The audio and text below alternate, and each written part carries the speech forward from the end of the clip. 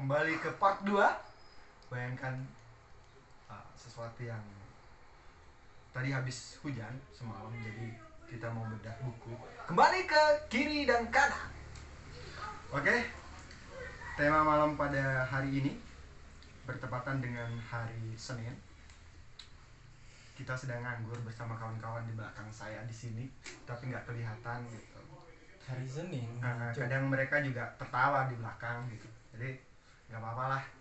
Kita akan bedah buku. Yang paling pertama itu adalah tentang bukunya Islam Kiri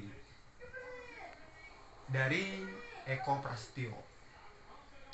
Saya sudah kelar baca ini dan dalam sekali buku ini, sangat revolusioner sekali kalau kita baca buku ini gitu. Jadi apa ya, kalau kita bedah buku ini, yang paling pertama di bab pertama itu ada jabaran tentang keislaman gitu. Islam terbagi menjadi 4 gitu. 4 aliran lah gitu dalam buku ini gitu. Saya kelupaan tadi untuk baca judulnya. Jadi judulnya itu adalah Islam Kiri Melawan Kapitalisme Modal, dari Wacana Menuju Gerakan. Ini kan sangat revolusioner sekali. Oke, kembali ke tema yang tadi tentang Islam itu terbagi menjadi 4 aliran. Yang paling pertama itu adalah Islam tradisional. Yang kedua adalah Islam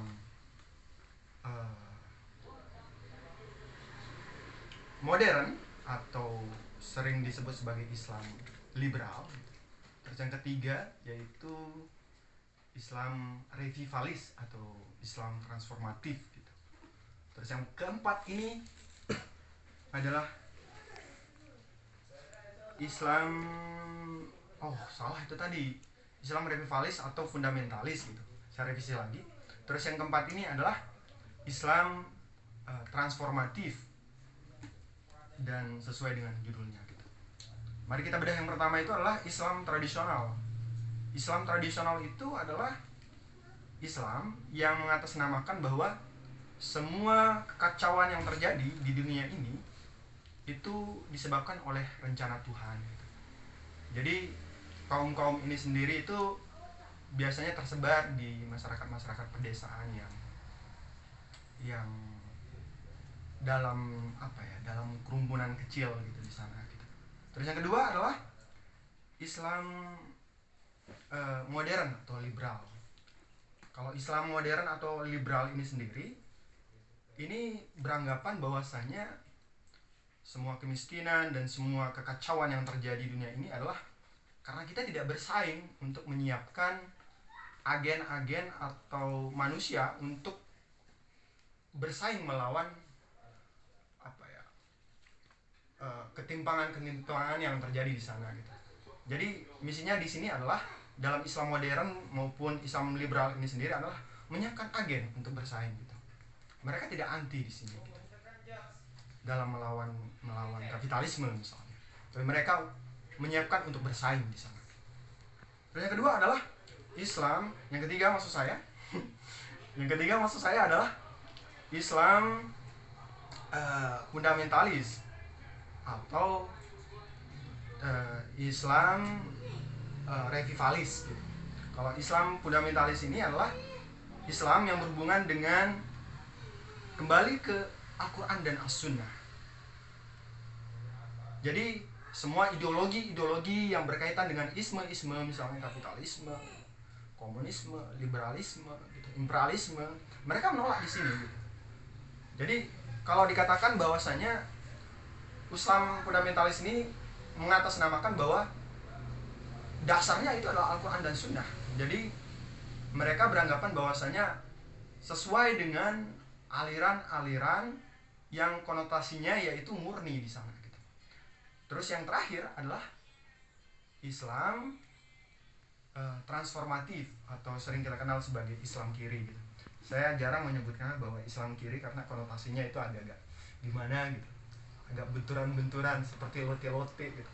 Lato, sem, lato. Kalau Islam transformatif ini adalah lebih ke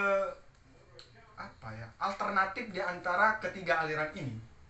Islam transformatif itu lebih ke arah penyebab kemiskinan, penyebab kekacauan di sini itu karena sistemnya. Mereka lebih menyiapkan untuk sistem ekonominya. Mereka anti, mereka melawan di sini. Itu pengertian dalam lingkup kecil mengenai Islam transformatif. Kawan-kawan lebih paham lagi mengenai itu ya monggo diklarifikasi. Kita langsung ke tokoh dalam buku ini. Jadi sangat vital sekali, sangat urgent sekali ini, sangat penting sekali ketika kita bahas tentang di buku ini. Kenapa misalnya ini kan konteks dalam Indonesia, semua dibedah di sini dalam konteks Indonesia. Kenapa kemiskinan terjadi di Indonesia sehingga rakyat yang kelas bawah gitu, atau kaum buruh, kaum petani dan lain sebagainya, kaum miskin, kaum duafa atau kaum teraniaya gitu, itu apa penyebabnya?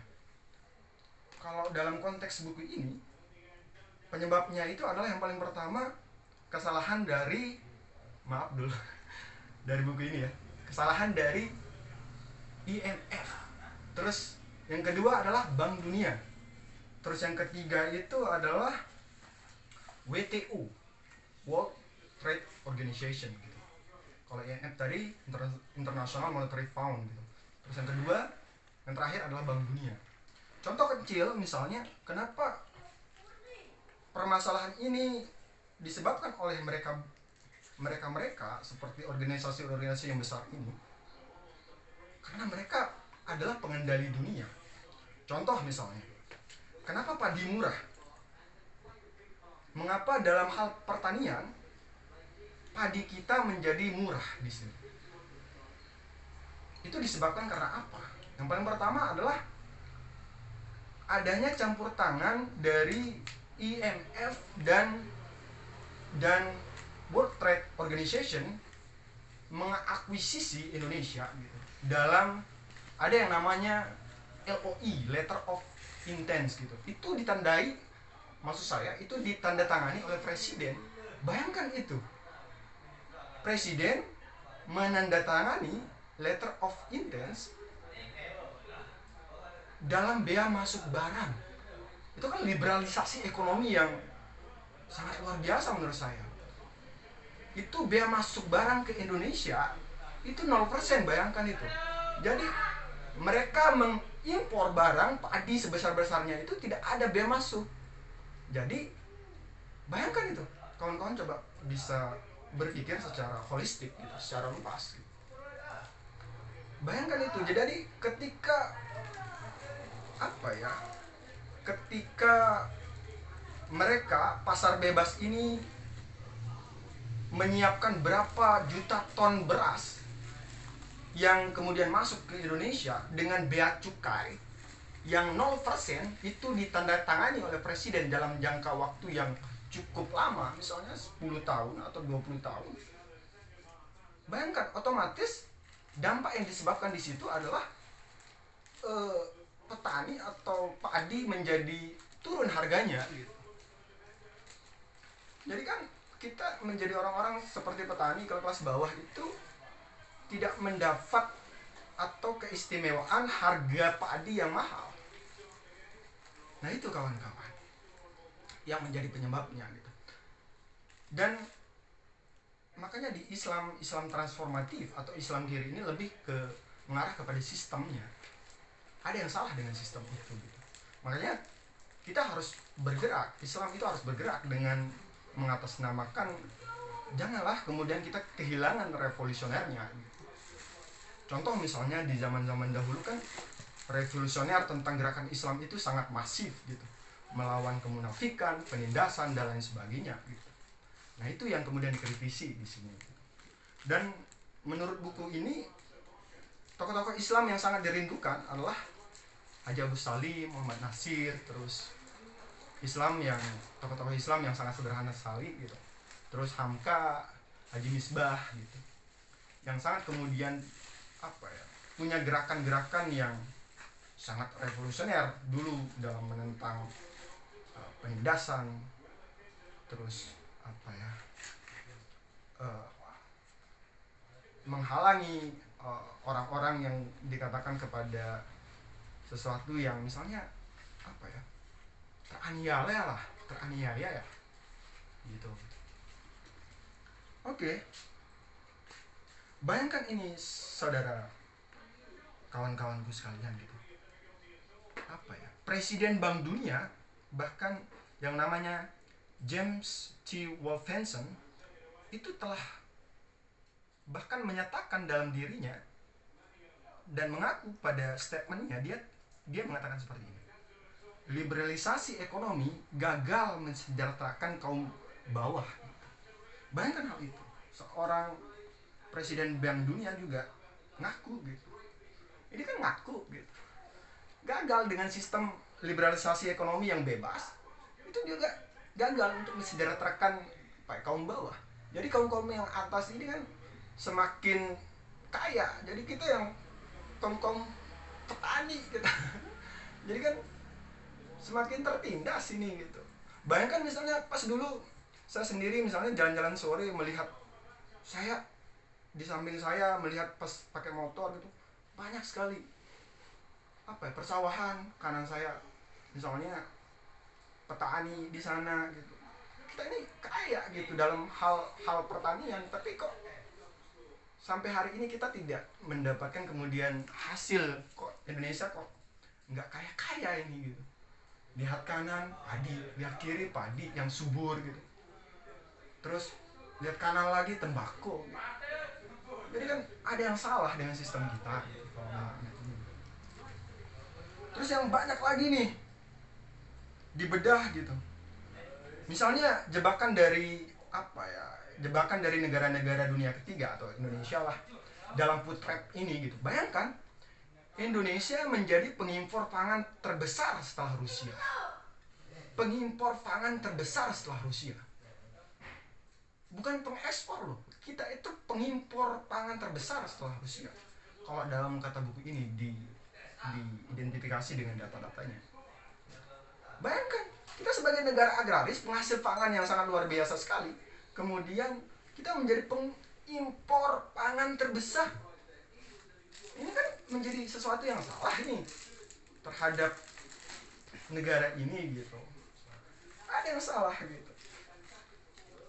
Nah gitulah, untuk mengenai tentang tujuan dibangunnya IMF dan International Monetary Fund gitu, terus Bank Dunia, terus WTO dan lain sebagainya, ini kan tokoh-tokoh globalis apa ya, globalis yang sangat gede gitu. Wah kita nggak bisa orang-orang seperti kita kayaknya masih belum bisa untuk bersaing di sini gitu. Atau di sana lah gitu. Ya saya cuma mereview buku-buku ini gitu. Ya nanti untuk mengenai misi utama Bank Dunia, terus misi utama dari IMF, kawan-kawan nanti bisa perjelas dan perdalam sendiri lah mengenai maksudnya di sana. Oke, cukup sekian dari review buku ini, dan ini sangat menggugah sekali gitu, dari pemikiran-pemikiran yang sangat awam, apalagi bagi kita sendiri yang awam gitu, untuk melihat fenomena-fenomena yang terjadi di masyarakat Indonesia. Saya rasa cukup untuk membeli buku ini atau membaca buku ini supaya jiwa untuk revolusionernya, jiwa untuk bergerak itu bisa sejalan di sini gitu. Oke, kita cukupkan sampai di sini, dan mudah-mudahan kita bisa bertemu lagi. Aduh, ngopi dulu, lupa tadi ngopi. Oke, dan sehat-sehat selalu kawan-kawanku gitu. Sampai jumpa.